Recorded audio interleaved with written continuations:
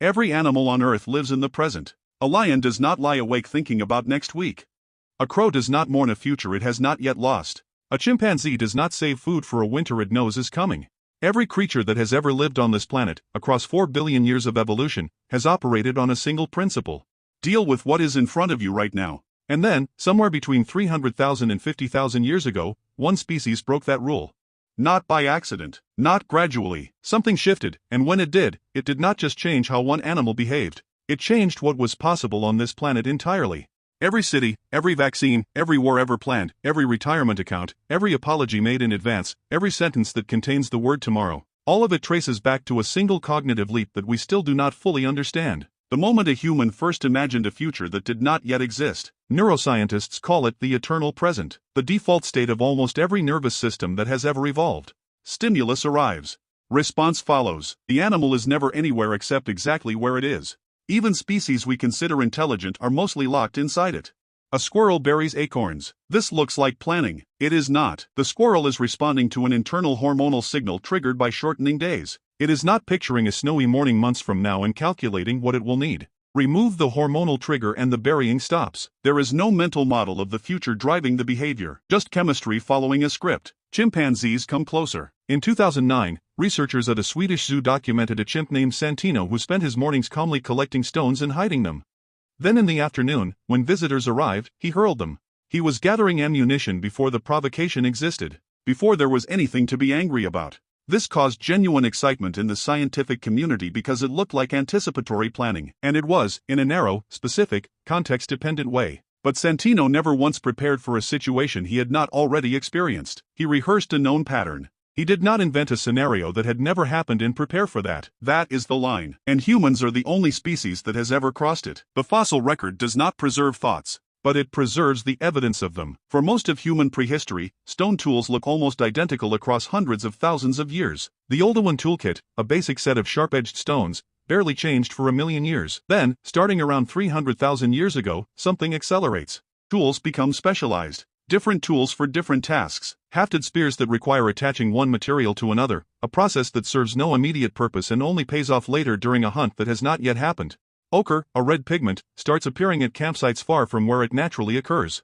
Someone carried it. Deliberately. Not because it was food or shelter. For a use they were already imagining before they arrived. Shell beads from 130,000 years ago found in Morocco show deliberate holes drilled through them. They were strung together. Worn. This is decoration, which means someone pictured how they would look before they made them. They held an image of a future self in their mind and worked backward from it. This is what archaeologists call behavioral modernity. And it does not appear all at once everywhere. It flickers, it clusters, it seems to emerge and recede across different populations over tens of thousands of years before it locks in completely, as if the capacity was arriving slowly, being tested, being stabilized. The neuroscience of what actually changed is still being written, but the current best understanding points to one region of the brain above almost everything else, the prefrontal cortex. In most mammals, the prefrontal cortex is small. In primates, it is larger. In humans, it is disproportionately enormous, taking up roughly a third of the entire cortical surface. And its primary function, the thing it does that nothing else in the known universe does as well, is mental time travel. Psychologists Sendel Tulving and Thomas Suddendorf spent years mapping what they call episodic foresight, the ability to mentally project yourself into a future scenario, to pre-experience an event before it happens, to feel something about a moment that does not yet exist and use that feeling to make decisions now. It is deeply linked to memory, not semantic memory, facts and information, episodic memory. The kind that lets you relive a specific moment, smell, emotion and all. The same neural architecture that lets you revisit the past lets you previsit the future. Your brain uses the same machinery for both directions. And this connection explains something strange about human behavior that no other theory accounts for.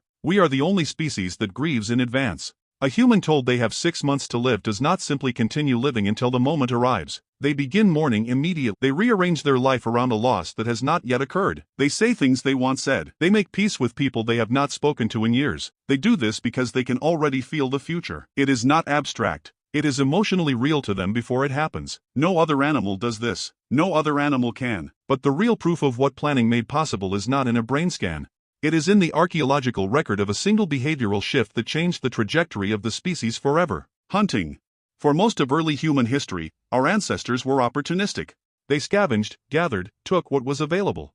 Hunting happened, but it was reactive. You saw an animal. You chased it or you did not. Then, sometime around 400,000 years ago, something appears in the record that should not be possible for a reactive brain.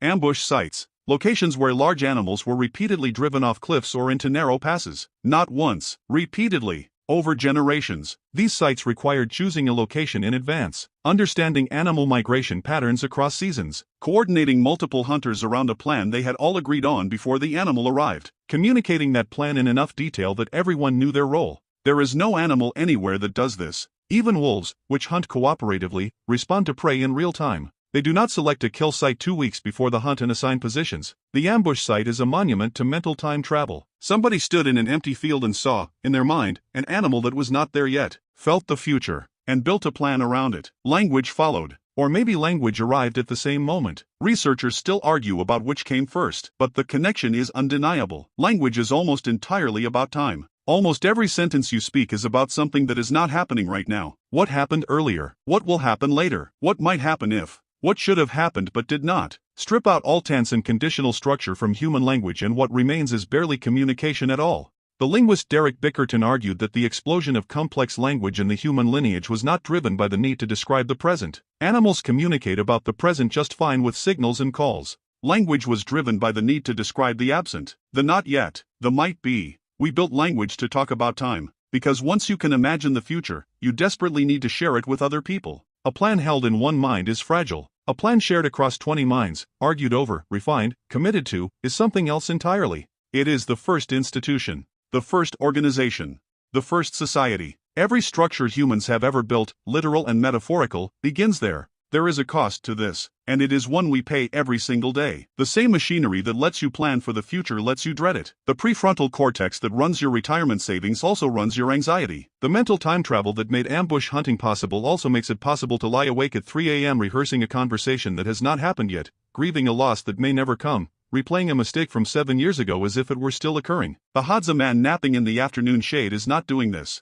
The chimpanzee is not doing this. The squirrel is not doing this. Only you are doing this, because the future is not real. It is a model your brain constructs and inhabits as if it were, and that model runs continuously whether you want it to or not. The same gift that built civilization is the engine of almost every form of human suffering that is not caused by immediate physical pain. There is no surgery that removes one and keeps the other. Every other species on Earth still lives in the moment that is in front of it. They do not save. They do not plan. They do not dread. They do not hope. They are locked, perfectly, into now. And for 300,000 years before the shift, so were we. Then something opened. A door inside the human brain that has never closed since. And through it walked every version of the future we have ever imagined. Good ones and terrible ones. Cathedrals and weapons. Medicines and catastrophes. Every act of love made in anticipation of loss. The moment a human first thought about tomorrow, they were no longer just an animal. They were something the planet had never produced before. Something that could hold a future in its mind that did not yet exist, and decide, right now, what to do about it.